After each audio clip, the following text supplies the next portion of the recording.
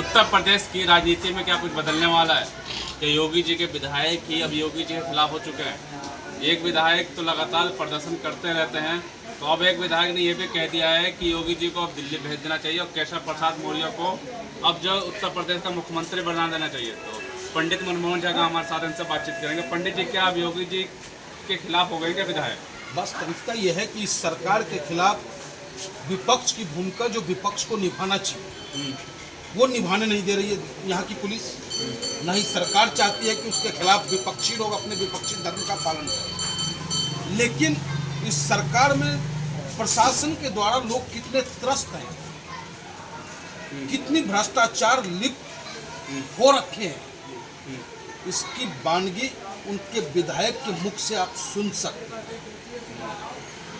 जब उनका विधायक ये कहता हो कि भाई ये कोई पाकिस्तान और बांग्लादेश थोड़ी है जहाँ पर कि कलश यात्रा निकालने पे रोक लग रही है।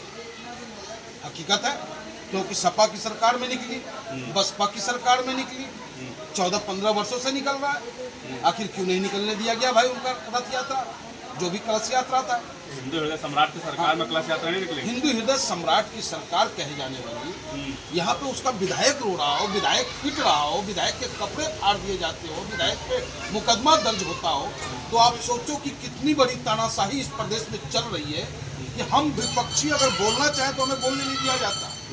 हम अगर घोषणा करें कि हमें आंदोलन करना है तो हमें घर में गिरफ्तार कर लिया जाता है।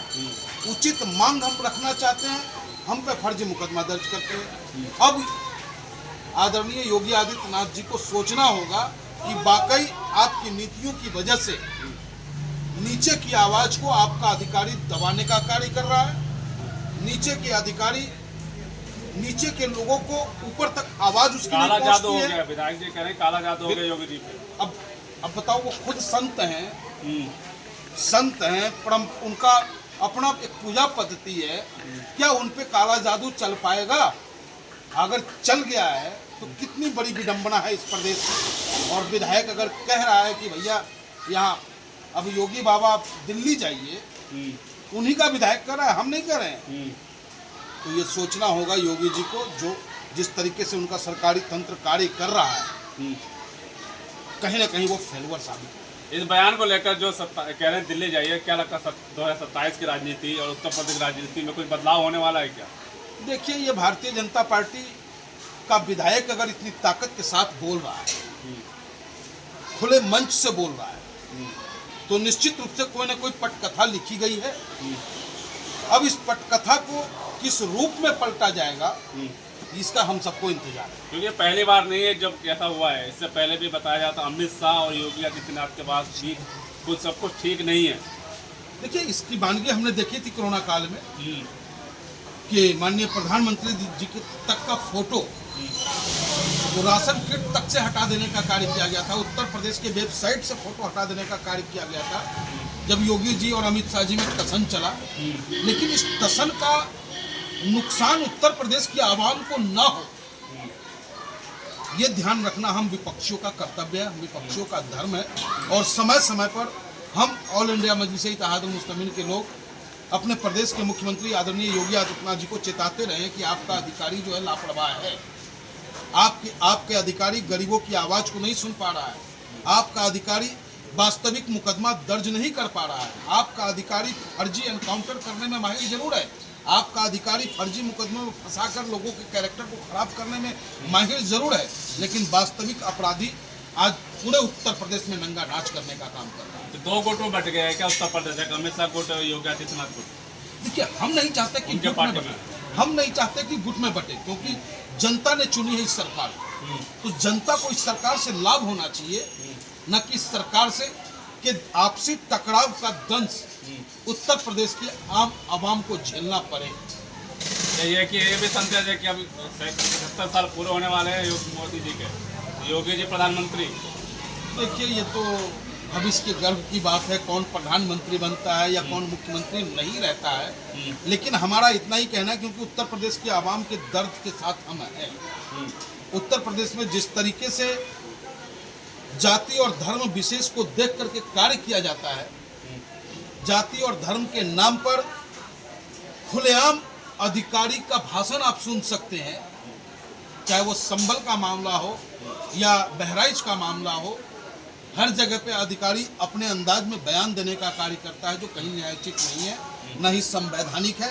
अधिकारी को इस तरीके के शब्दों का इस्तेमाल नहीं करना चाहिए जैसे संभल में किया गया और आज बहराइच में किया। लेकिन पंडित जी आपने बात की विधायक जी, योगी जी के विधायक तो बहुत करे सबसे भ्रष्ट सरकार ने आरोप लगाया और ये तक आरोप लगाया गया कि गौ रक्षक गौ पे सरकार चलाने वाली ये सरकार, गौ कशी सबसे ज़्यादा इसी सरकार में हो रही है। देखिए, हम ऑल इंडिया मजलिस इत्तेहादुल मुस्लिमीन के नेता अक्सर बार बार मांग करते हैं कि भैया गौ माता को राष्ट्रीय पशु घोषित करो ना भाई।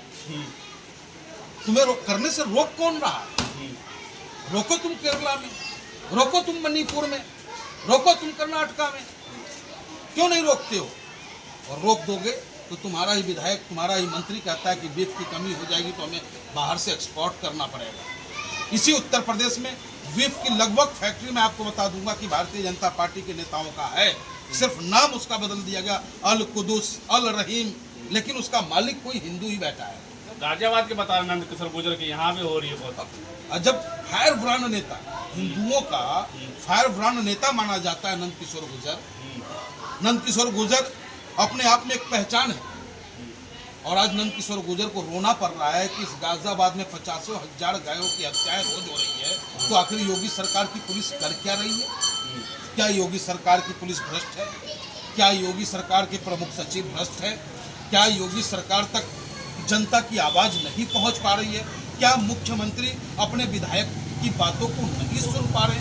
बहुत सारी बातें हैं और इन सब से यही पता चलता है कि अब जो है उत्तर प्रदेश में लोकतंत्र नहीं, तानाशाह तंत्र चल रहा है, जिसकी लाठी उसका भैंस का उपयोग। यति नरसिम्हानंद के खिलाफ उतर चुके हैं।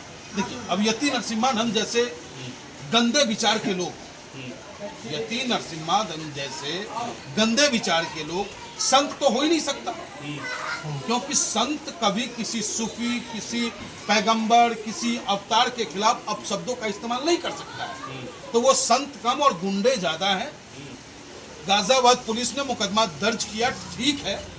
आपको याद होगा कि हजरत मोहम्मद पैगंबर साहब के खिलाफ भी इसने अपशब्द बोलने का कार्य किया था। उस वक्त भी हम ऑल इंडिया मजलिस इत्तेहादुल मुस्लिमीन के लोगों ने सड़कों पर उतरने का काम किया। क्या हुआ? FIR हुई, रूम अरेस्ट हुआ, फिर वो वहीं खुला नंगा नाच चल रहा है। फिर अब राइफल और पिस्तौल की बात कर रहे हैं, फिर दूसरे धर्मों को खिलाफ बोलने का कार्य कर रहे हैं। अब तो मुख्यमंत्री को भी टारगेट पे ले रखा है, मुख्यमंत्री को भी टारगेट पे ले रखा है। तो माननीय मुख्यमंत्री जी, ऐसे लोग ना हिंदू समाज के लिए ठीक है, ना मुसलमान समाज के लिए ठीक है, ना देश प्रदेश के लिए ठीक है, ना आपके हित में ठीक है। ऐसे लोगों का इलाज बढ़िया तरीके से होना चाहिए, लेकिन पता नहीं क्यों आपकी पुलिस जो उस कार्य को नहीं कर पा रही। तो पुलिस को भी तो धमकाया है, ऐसा आरोप लग रहे हैं कि पुलिस को भी धमका रहे हैं। विधायक पुलिस को धमकाता है, नरसिम्हानंद पुलिस को धमकाता है, हिंदू संगठन जब चाहता है तब सड़कों पे उतर जाता है। ये क्या है? कानून, ये देश कानून से चलेगा या नाथूराम गोडसे की सोच से चलेगा? ये देश बाबा साहब भीमराव अंबेडकर के संविधान से चलेगा या भारतीय जनता पार्टी के आइडियोलॉजी